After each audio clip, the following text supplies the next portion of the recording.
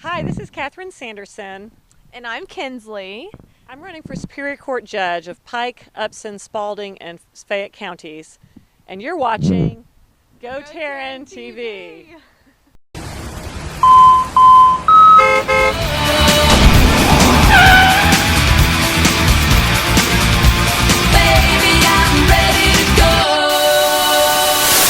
Hey everybody, welcome to GoTarryn TV today. It's a special edition. I'm Tarryn the Traveling Trainer out of Fayetteville, Georgia here, and I'm at Sanderson Law here with Catherine Sanderson, and just wanted to tell everybody a little bit about her and introduce her. But first, Catherine, how are you doing today? I'm doing well, thank you. Well, it's great to have you on, and this is the first time we've met, and this is the first time that I've actually done a format where I've had a lawyer actually for the first time here on GoTarryn TV on our web blog. But you are running for Superior Court Judge, is that correct? That's right, I'm running for Superior Court Judge of Fayette County, Spalding County, Pike County, and Upson counties. Wonderful, and how's that going for you so far? It's going really well. I think I'm doing a good job of getting my message out. It's a lot of space with those four counties, so I'm having to travel a lot, and I'm just doing the best I can to get everybody informed about why I'm running. Very good, excellent. Well, why don't we do this? If you could tell us a little bit about yourself, where you grew up, and where you went to school, and then walk us through a timeline to how you got to this point, please. Sure. So I'm a military brat, and I spent about 5 years actually here in Fayette County as a child. I spent about 10 years in Georgia, and I attended elementary school and middle school right here in Fayette County. And then my father was stationed overseas, so we went to Germany and then Rhode Island, and then I eventually graduated high school from South Korea. So That's right. Anybody knows me, that actually is something that we share. We both graduated from Seoul American High School. So after you graduated high school, then where did you go after that? I attended the College of William and Mary, and I graduated with a degree in government and economics from there, and that was in 1992. And then I was in a very difficult situation. I was in a very volatile and abusive relationship, actually, and I had a child from that relationship, Austin. And we came down to Georgia in 1993 when he was 6 months old. And I've lived here in Georgia since then. My parents retired back to Fayette County in 1992, so I came back to Fayette County, and then when Austin was 2, we went to law school at the University of Georgia, the two of us. Very cool. And then that's where you graduated from with a law degree, UGA? Yes, in 1998. So I've been practicing law since then. In 1999 really is when I moved back to Fayette County for good, and I've been practicing family law ever since 1999. That's awesome. Okay, very good. Well, can you tell us a little bit about the platform that you're running on for the folks that are out there so that they know what your philosophy is on, the administration that you're running in the justice system? Sure. So as a family lawyer, we are in court all of the time. The cases that come before the Superior Court tend to be either criminal felony matters, family law matters, or cases in equity, so like a property dispute, those sorts of things. And the criminal cases, of course, most of them, they work out a plea or some other arrangement with the DA. If they go to trial, then the Superior Court judge presides over that trial, but a jury is the one who determines guilt or innocence.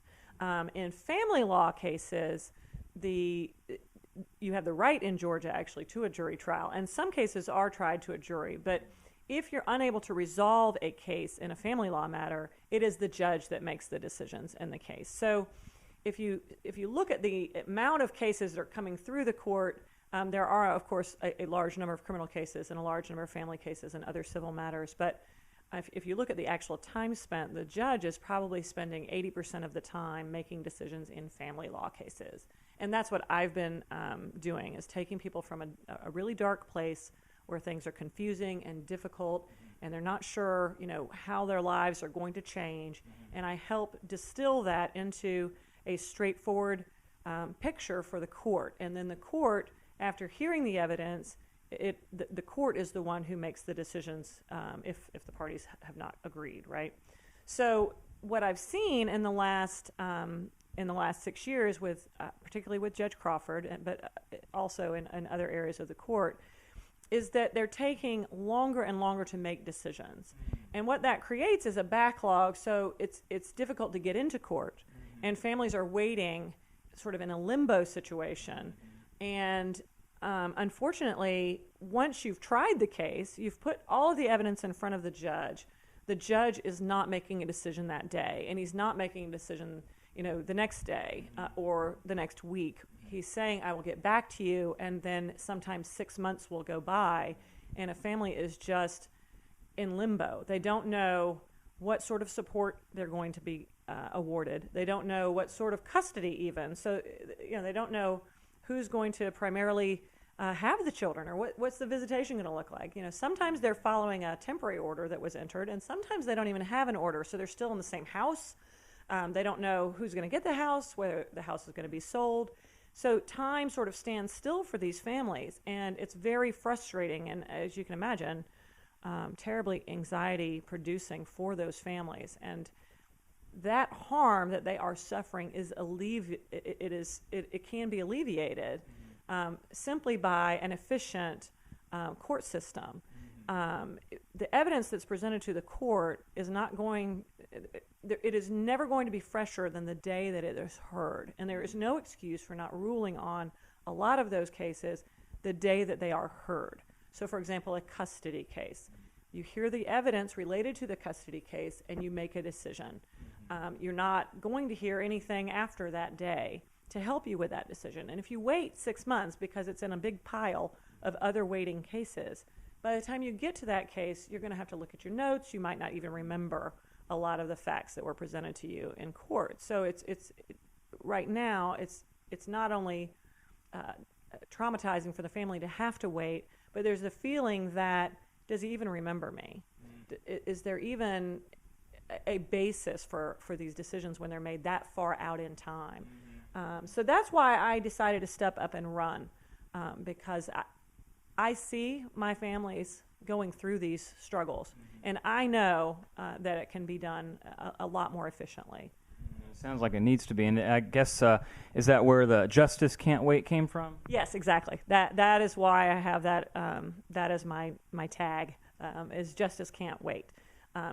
People who are waiting to get an answer in a financial matter, they are suffering real harm by waiting, and then it is really not justice anymore once a certain time has gone by sometimes. But people cannot wait for these decisions to be made, and they shouldn't have to. The problem also, of course, bleeds over into other civil actions and criminal actions. If you can imagine, in a criminal case, an individual might be out on bond, and sometimes if that trial gets delayed, he might be out on bond for 3 years awaiting a trial.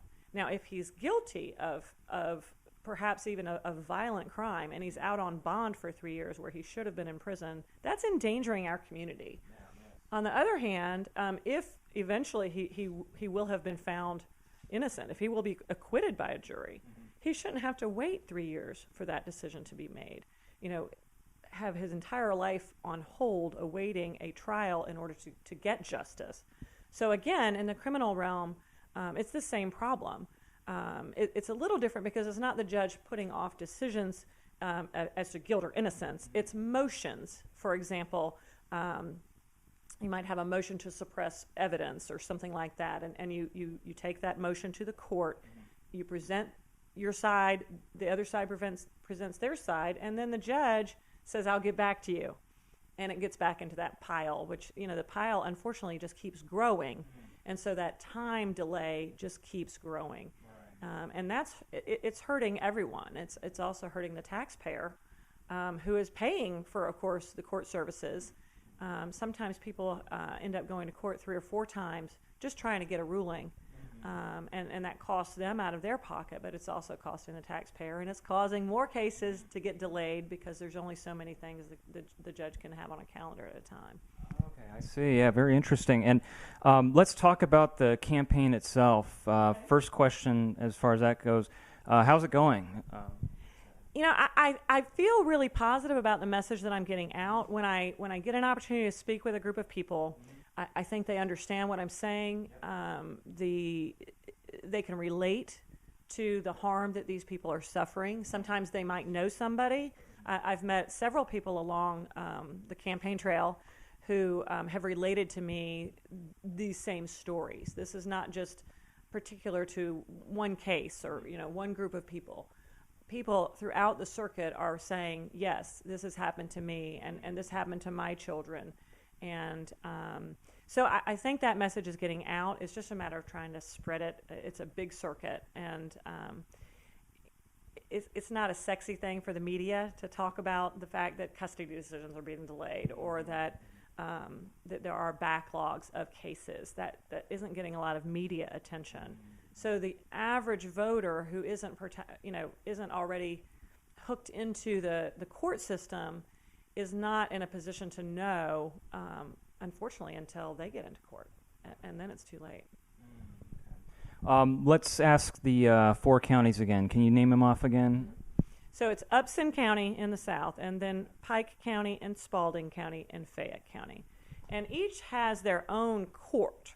The judges, there are 4 judges actually in the circuit. Okay. And the judges ride circuit. So there would be some days that I would be presiding over cases in Fayette County, and some days I would be presiding over cases in Upson County and Pike and Spalding, obviously. Okay, and if there's folks watching that are in those counties right now, can you tell them specifically the date that they have to vote? When is the date? Yes, so early voting starts May 2nd, and the final date is May 24th. So vote early if you can, but please make sure to make it out to the polls on May 24th. Absolutely. And can you tell us about the marketing campaigns? I met you for the first time here. We got a beautiful shirt. The billboards are out there. We got the magnets that came in right when I visited here.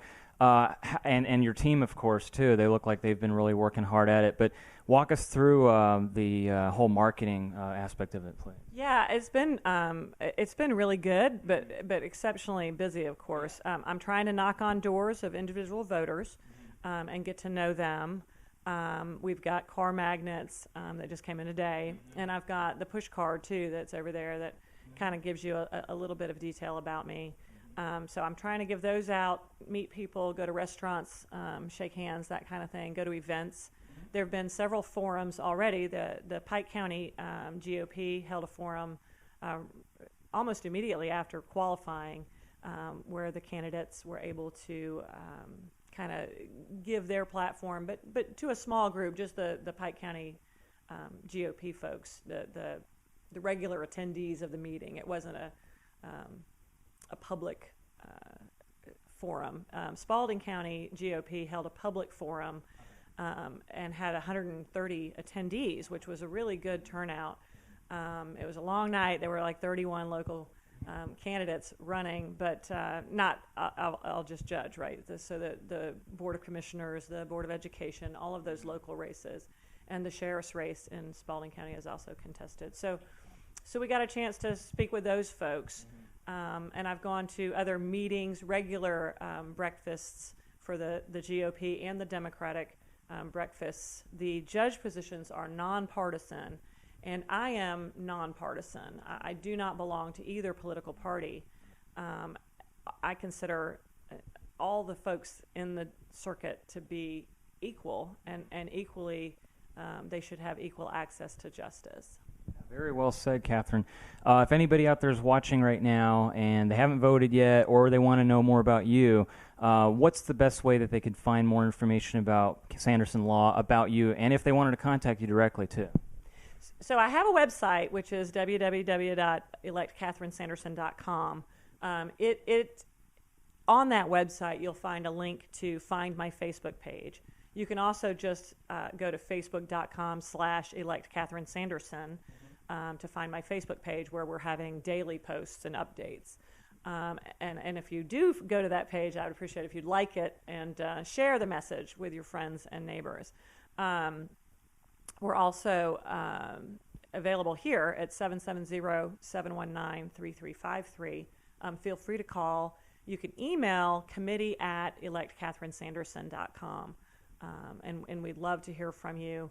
on my website, there's a link that you can put in your information. If you want a yard sign or a T-shirt, or you just want more information, you can get on there and fill that out, and we will get in touch with you.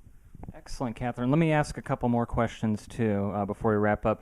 In your years of being a lawyer and having, established here Sanderson Law and working in this field, what do you find most rewarding, for everything that you've been doing? So a lot of people think that a divorce attorney that must be really grim. And there's a lot of grimness to divorce work, but ultimately you're helping somebody in really the darkest point of their lives, oftentimes, and helping them come through that tunnel and see the light at the end of the tunnel and move on toward their future is very rewarding for me. I really enjoy helping families that are in such struggle come through it and come out to the other side and see that there is an optimistic future. That's awesome. And let me ask you this. How would you envision, say you do become Superior Court judge after May, and, you're sworn in, what are your first short-term and long-term goals that you would envision upon taking that position? Well, first I'm going to have to figure out, what cases are outstanding, what motions are outstanding that need a ruling. I think the first few months, particularly, I'm going to have to work double time and really get through some of the motions that are just outstanding, that are waiting for a ruling. That's really all they're waiting for, and I need to just plow through those, read those cases, and get that done so that we can get back up to speed. Because there are so many cases pending, right now, for example, in a divorce case, once a month there is a calendar in Fayette County where you can come and ask for temporary relief, once a month in Spalding County, and then every other month in Pike and Upson counties there's a calendar. And what I intend to do, at least in the first 6 months, is hold those calendars twice a month in order to get all of those pending motions heard and finished so that people can move forward. Perfect. And let me ask you this, one last question before we finish and summarize here. For the folks that are watching from Pike and Upson and Fayette and Spalding County, and again, they haven't made their decision yet, what's the final message that you want to convey here and leave us in conclusion with? Justice can't wait. There's no reason that you should have to wait to be awarded relief. Your struggle is already too long, and I'm going to do everything I can to shorten it.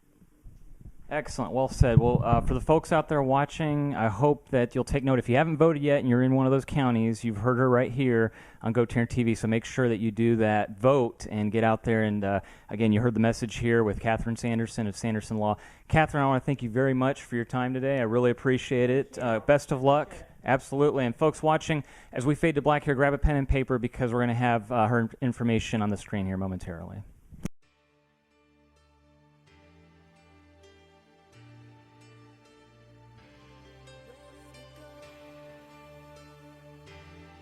Okay, everybody, there you have it. That'll do it for today's video blog. For the very first time, Catherine Sanderson of Sanderson Law from Fayetteville, Georgia, right here on GoTarryn TV, exclusively brought to you by yours truly, Tarryn the Traveling Trainer, who, just like Catherine, graduated from Seoul American High School. So I got to tell you, Catherine, from one SAWS graduate to another, Tarryn the Traveling Trainer gives you his stamp of approval, his official endorsement. Going to be voting for you on Election Day. So I want everyone out there to go vote. Anybody who lives in Upson, Pike, Spalding, or Fayette County, that's going to be your new judge right there, Catherine Sanderson, because justice can't wait. So that'll do it for today's video blog. I want to invite everybody out there, if this is your first time watching GoTarryn TV, if you could please check out the website link at the bottom of your screen, www.gotarryn.tv. You'll find all of these wonderful video blogs and audio podcasts I do archived right there on the website with these amazing guests that we have for you every single week. And if you would like to continue keeping up with GoTarryn Personal Training, please make sure to like GoTarryn on Facebook, subscribe to GoTarryn on YouTube, and follow GoTarryn on Twitter. And that'll keep you connected to Tarryn the Traveling Trainer, master of the personal training universe, who always tells each and every one of you, that with GoTarryn Personal Training, it's your time, it's your investment, it's your life. We will see you on the next video blog, everybody. So long.